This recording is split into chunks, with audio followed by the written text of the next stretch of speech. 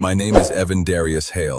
I was 32 when I found a letter in my mother's handwriting that said, "Don't tell your wife I left you anything.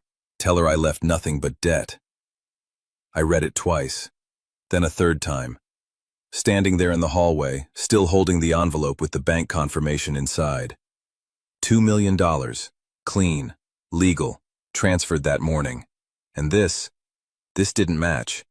My mother wasn't dramatic. She didn't write things like this unless there was a reason, a real one. I looked around the house. Quiet. Too quiet. She had been gone for 3 days. The funeral was over. People had already started acting normal again. But this wasn't normal. I folded the letter slowly and slipped it into my pocket. Didn't call anyone. Didn't react. Because confusion is loud. And whatever this was, needed silence. I sat down in the living room, looked at the papers again. Everything checked out. No conditions. No restrictions, just mine. Then I thought about my wife. Her questions over the past few months, small ones, casual. How's your mom doing financially? Does she still have that property? Do you think she'll leave anything behind? At the time, they sounded normal. Now, they didn't. My chest tightened slightly. Not panic, not yet, just alignment. Pieces starting to fit. I checked the time. 2:10 p.m., 6 hours later. I would understand exactly why she wrote that letter, but right now, I just knew one thing. My mother wasn't warning me about money. She was warning me about people. And the worst part, those people were already inside my house. I didn't call her. That was the first decision I made. Normally I would have. Shared the news. Sat down. Talked through everything like we always did. Not this time. This time, I needed to see something without changing it. So I stayed quiet. Sat there for a few minutes, then got up and walked toward the kitchen. Slow. Normal. Like nothing had shifted. Voices stopped when I got close. That alone was enough. Not lowered. Stopped. I stepped in. My wife was at the counter. Her phone face down. Her mother sitting across from her. Both of them looked up at the same time. Too fast. "You're back," my wife said. She wasn't expecting me. I nodded once.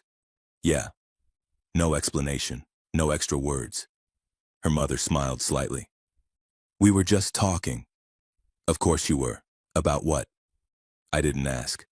I grabbed a glass, filled it with water, watched them in the reflection.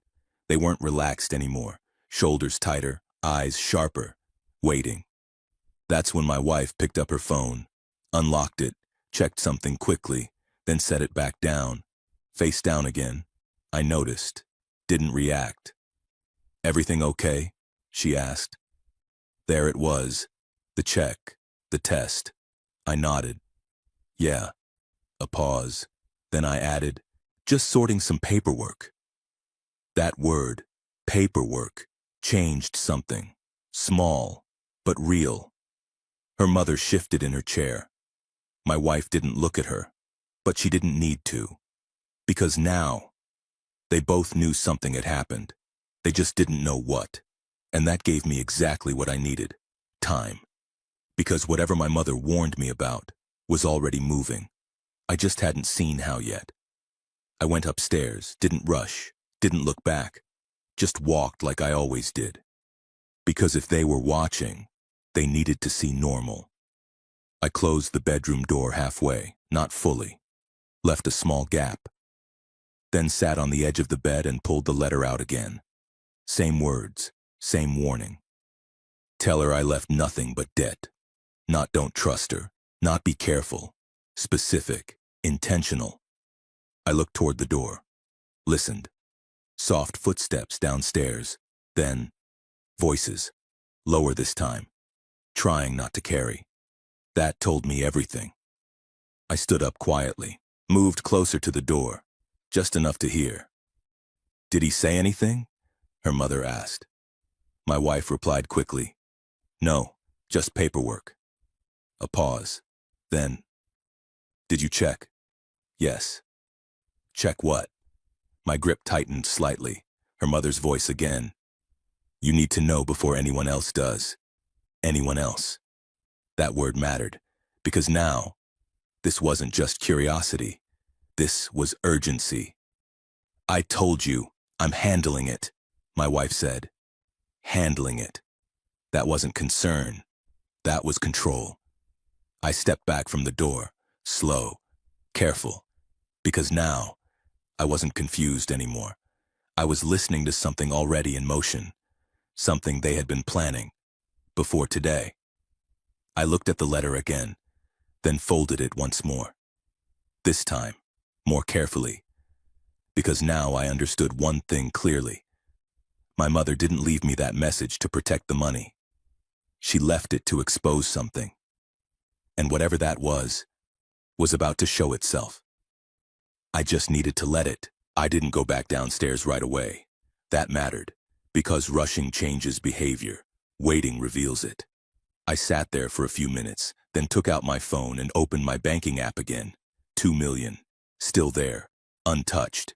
Which meant, whatever they were trying to figure out, they hadn't reached it yet. Good. I closed the app and stood up. This time, when I walked downstairs, I didn't slow down, didn't listen. I just entered the room like nothing had changed. They stopped talking again. Same pattern, same timing. That confirmed it. My wife looked at me. Everything okay?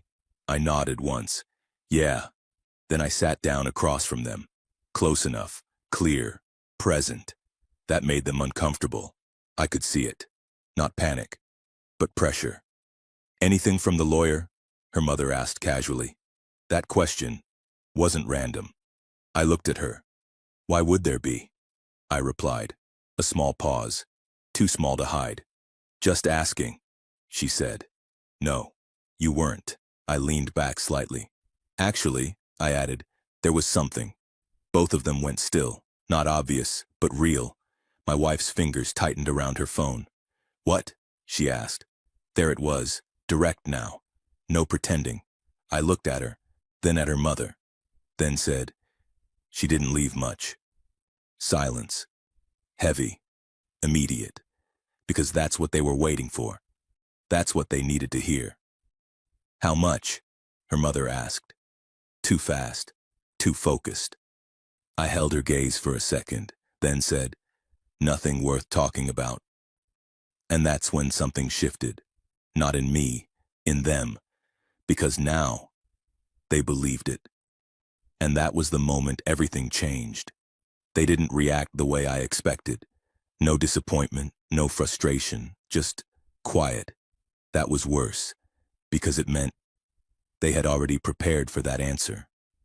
Honestly, that makes sense, my wife said, almost relieved. Relieved. That word didn't sit right. Her mother nodded slowly. She always kept things tight. Tight. I leaned back slightly, watched them. Because now, they weren't disappointed. They were adjusting, fast, too fast. Debt? Her mother asked casually. There it was.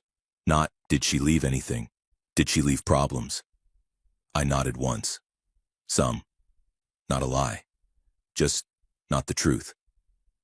My wife exhaled slowly. Not stressed, not worried, just recalculating. That told me everything. Because if my mother had actually left nothing, this conversation would have gone differently. Very differently. So what are you going to do? She asked. Not we. You. I noticed. I always do. I'll handle it, I said. Simple, flat, no detail. She nodded, accepted it, too easily. That's when I stood up, walked toward the kitchen. Not because I needed anything, but because I needed distance from them, from that conversation. Because now, it wasn't about what they asked. It was about what they didn't. Not once did she ask if I was okay. Not once did she ask about my mother, just money, just outcome. I reached the sink, turned the water on, watched it run for a second, and that's when it clicked. Not the full picture, but enough of it. Enough to understand why my mother wrote that letter. Because this wasn't about inheritance, it was about reaction, and theirs was exactly what she expected. 6 hours. That's how long it took, not for them to act, for me to understand. It happened in a small moment. Quiet. Almost nothing. My wife thought I was in the shower. I wasn't. I had just stepped out and realized I left my phone in the bedroom. When I walked back in, she was there, standing by my side of the bed. My side. Her phone in her hand, my drawer open. She froze when she saw me, just for a second, then smiled, too fast. "I was looking for a charger," she said. "No, you weren't, because the charger was in plain sight. Always was." I didn't say that. I just nodded once. "Found it?" "Yeah." She closed the drawer, carefully, too carefully, and walked past me. Normal pace, normal face, nothing to see, except I noticed what was missing, the envelope, the one from the bank. It wasn't where I left it. My chest tightened, not panic, not anger, just confirmation. I waited, counted to 10, then opened the drawer again. Empty, exactly where it shouldn't be. That's when everything aligned. The questions, the timing, the way they reacted earlier, and the letter. "Tell her I left nothing but debt." My mother already knew, not what they would say, what they would do. I stepped out of the room, walked down the hallway, slow, controlled, because now, this wasn't suspicion anymore. This was proof. And the only thing left was seeing how far they were willing to go. I didn't confront her. That would have ended it too early, and I needed to see the whole thing. So I waited. Sat in the living room like nothing had changed. 10 minutes later, she came back downstairs, calm, composed, too composed. Her phone in her hand again. She didn't sit next to me. She stayed near the window. Signal. Privacy. I didn't look at her directly, just watched the reflection in the glass. She dialed. Waited. Then, "Yeah." I checked, she said quietly. My chest tightened slightly. "Nothing," she added. "Just some debt. Like we thought." Like we thought. So this wasn't just her. That was important. "Are you sure?" a voice asked from the other end. Male, older, not her father, someone else. "I saw the papers," she replied. "There's nothing there." Nothing. I almost smiled. Not because it was funny, but because it worked. My mother's plan. Perfect. "What about the account?" the voice asked. There it was, that word, account. My grip tightened on the armrest. "I couldn't find anything," she said. "I'll check again tonight." A pause. Then, "Don't mess this up," the voice replied. Click. Call ended. She stood there for a second, then turned and saw me, sitting there, watching. She froze. Again. But this time, there was no excuse ready, no quick answer. Just silence. Because now, she knew. Not what I had, but that I had seen something. And that was enough. I leaned back slightly, calm, then said, "Looking for something?" She didn't answer right away, just stood there, holding her phone like it suddenly didn't belong in her hand anymore. I was just," she started, then stopped. Because there wasn't a version of that sentence that would work. I didn't raise my voice, didn't step toward her. I just stayed where I was. "You checked my drawer," I said. Not a question. Her eyes dropped. That was enough. "I thought you said there was nothing," I added. Silence. Then, "I needed to be sure," she said quietly. Not denial, not apology, just truth. "That wasn't for you," I replied. A small pause. Then I stood up, slow, controlled, and walked past her, into the kitchen. She followed. Of course she did, because now, this wasn't about curiosity anymore. It was about control slipping. "Who are you talking to?" I asked. She didn't answer, so I answered for her. "Not your father." That landed. She looked up quickly. "How do you—" "I heard enough," I said. Calm, flat, final. Silence again. Because now, there was no space left to hide in. I reached into my pocket, pulled out the folded letter, placed it on the table between us. Her eyes moved to it, then back to me. "What is that?" she asked. I held her gaze and said, "The reason you believed me." A pause. Then I added, "My mother knew." Her expression changed. Confusion first, then something else, something slower, heavier, because now she wasn't thinking about what I had. She was thinking about what she walked into, and that's when everything collapsed, quietly, exactly how it started.